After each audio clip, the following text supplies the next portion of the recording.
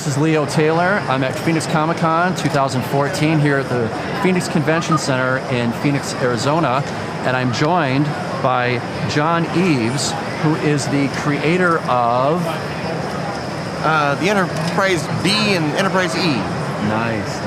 Thanks for taking time to speak with us today. So, how did you get into doing all of this? How did this come your way?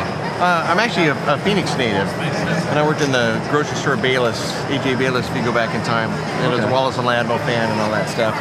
But I saw the movie Jaws, and I got the Art of Jaws book. And when I found out that there were people that actually drew pictures for movies, that became my goal at like age 13. So I just drew pictures, and a magazine called Cinefex came out, and it gave the names and the addresses of all the companies. So I'd go to California and I'd visit Apogee and ILM and all those places and just bother people. And then finally, they needed someone to paint latex in a dinosaur mold out in the parking lot. They go, "You're from Arizona, you don't mind the heat." I go, "All right." So that was my foot in, and then started on Top Gun right after that. Oh, really? So moved on from there. Nice. So how does one learn how to do this? Is it just a natural talent you have, or do you go study somewhere to learn how to do it? I couldn't afford an art college, so I went to Glendale Community College here in town. And most of the colleges there have a fantastic art program.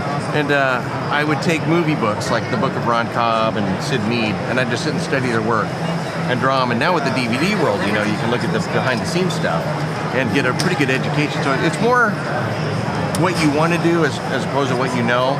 So if you really got the desire and the compassion to follow your dreams, they will happen. So it's a lot of persistence and a lot of tough skin, because you're going to get a lot of no's and rejection. So far more than you'll get approval of things.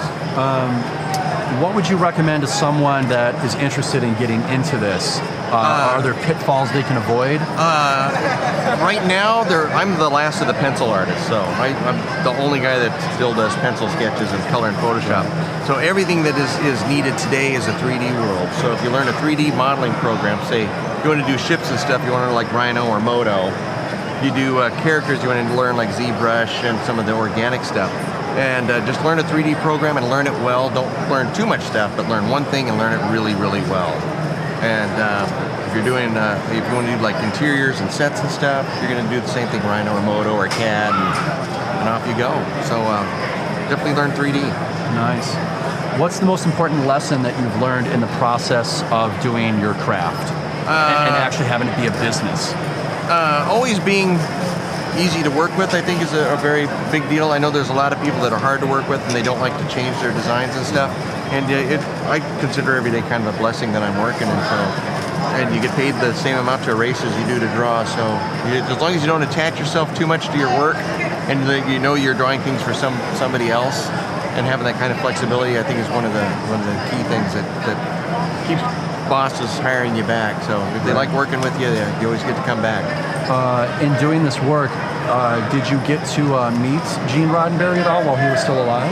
Unfortunately, I worked with him, but I didn't meet him. I started on Star Trek V and the Next Generation stuff. So he was always around, but we were kind of background people and just didn't get to meet him. So, but I know his son really well. His son is almost a duplicate of Gene himself. It's amazing. Wonderful guy. It's amazing.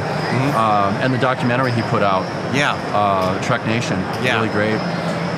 Is there a way people can get in touch with you? You have a website, Facebook, Twitter, anything like that? Yeah, I have a Facebook page. It's just my name. And I have a blog called Eavesdropping with Johnny. And I just started a new website, and it's called johneavesart.com. And so great. And it's fun when folks give a call and want to say hi, and we're all fans together. So good times. Any closing thoughts for the viewers out there in YouTube land? For any future artists, be sure to follow your dream and don't let anything stop you from doing it. So get your foot in the door any way you can, and off you go. Listen to the man. He knows what he's talking about. John, thank you so much. I appreciate your time. Be sure to rate, comment, and subscribe. Thanks for watching and listening. And remember to tell all your friends.